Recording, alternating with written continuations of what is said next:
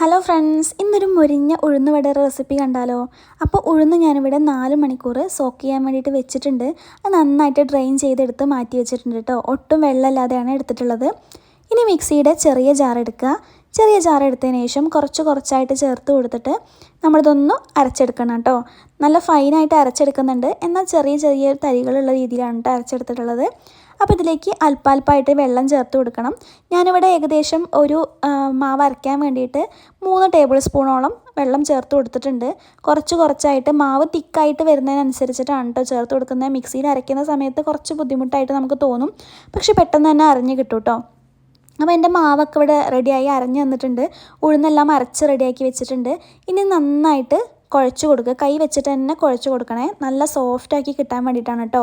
അപ്പോൾ ഏകദേശം ഒരു 10-15 മിനിറ്റ് ഇതുപോലെ നന്നായിട്ട് പ്രസ് ചെയ്തിട്ട് നല്ല രീതിയിൽ സോഫ്റ്റാക്കി എടുക്കുക കേട്ടോ മാവ്. എന്നിട്ടൊരു അരമണിക്കൂർ അല്ലെങ്കിൽ 1 മണിക്കൂർ നമുക്കൊന്ന് റെസ്റ്റ് ചെയ്യാൻ വേണ്ടിയിട്ട് വെക്കണം കേട്ടോ. കുറച്ച് നന്നായിട്ട് പുളിച്ച് വരണമെന്നുണ്ടെങ്കിൽ അല്പം പുളിയുള്ള തൈര് ഉണ്ടെന്നുണ്ടെങ്കിൽ 1 ടീസ്പൂൺ ചേർത്ത് കൊടുത്തിട്ടുണ്ടെങ്കിൽ 1-1.5 ടീസ്പൂൺ ചേർത്ത് കൊടുത്തിട്ടുണ്ടെങ്കിൽ മാവ് ഒന്ന് പുളിച്ച് വരാൻ പെട്ടെന്ന് ഹെൽപ്പ് ചെയ്യും കേട്ടോ. അതിനുശേഷം നമ്മൾ എപ്പോഴാണോ ഉഴുന്നുവട ഉണ്ടാക്കുന്നത് ആ സമയത്ത് മാത്രം ഉള്ളി, പച്ചമുളക്, കുരുമുളക് ഒന്ന് പൊടിച്ചത്, അതുപോലെ ഉപ്പ്, ഇഞ്ചി ഇതൊക്കെ ചേർത്ത് കൊടുത്തിട്ട് നന്നായിട്ട് മിക്സ് ചെയ്ത് കൊടുക്കാം. കൈ വെച്ചിട്ട് തന്നെ നന്നായിട്ട് മിക്സ് ചെയ്തെടുക്കുക കേട്ടോ. അപ്പോൾ അതൊക്കെ റെഡിയാക്കിയതിന് ശേഷം എണ്ണ ചൂടായി വരുന്ന സമയത്ത് കൈ ഒന്ന് നനച്ച് കൊടുത്തതിന് ശേഷം നമുക്ക് ഈ മാവ് എടുക്കുകയാണെന്നുണ്ടെങ്കിൽ നമ്മളെ കയ്യിലൊട്ടും പറ്റി പിടിക്കില്ല കേട്ടോ. എന്നിട്ട് ഇങ്ങനെ ഉരുളകളാക്കിയിട്ട് നടുക്കൊരു ഹോൾ ഇട്ടതിന് ശേഷം തിളച്ച് വരുന്ന എണ്ണയിലേക്ക് ഇട്ട് കൊടുക്കുക കേട്ടോ. അപ്പം വെള്ളമാക്കിയതുകൊണ്ട് തന്നെ നമുക്ക് ഒട്ടിപ്പിടിക്കുന്നുള്ള ടെൻഷനോ കാര്യങ്ങളോ ഒന്നും വേണ്ട.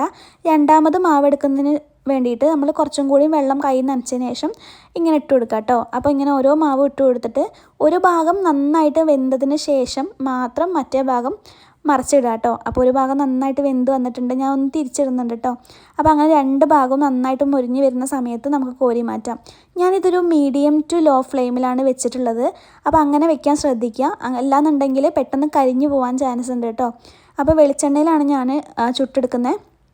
അപ്പോൾ എൻ്റെ ഉഴുന്നുവടയൊക്കെ നന്നായിട്ട് റെഡിയായിട്ട് വന്നിട്ടുണ്ട്. നല്ല പുറമെ നല്ല ക്രിസ്പി ആയിട്ടും ഉള്ളിലെന്നാൽ നല്ല സോഫ്റ്റ് ആയിട്ടാണ് കേട്ടോ കിട്ടിയിട്ടുള്ളത്. അപ്പോൾ ഇത് കണ്ടാൽ തന്നെ നിങ്ങൾക്കറിയാം. ഞാനതൊന്ന് അതിൻ്റെ സൗണ്ട് ഒന്ന് കേൾപ്പിച്ചു തരാം കേട്ടോ. കണ്ടോ, ഇത്രയ്ക്ക് ക്രിസ്പി ആയിട്ടാണ് കിട്ടിയിട്ടുള്ളത്. അപ്പോൾ നിങ്ങൾ ഉണ്ടാക്കി നോക്കാത്തവർ ഉറപ്പായിട്ട് ഉണ്ടാക്കി നോക്കുക. ചാനൽ ആദ്യമായിട്ടാണ് കാണുന്നതെന്നുണ്ടെങ്കിൽ സബ്സ്ക്രൈബ് ചെയ്ത് സപ്പോർട്ട് ചെയ്യുക കേട്ടോ. പുതിയൊരു വീഡിയോ ആയിട്ട് കാണുന്നത് വരെ ബൈ.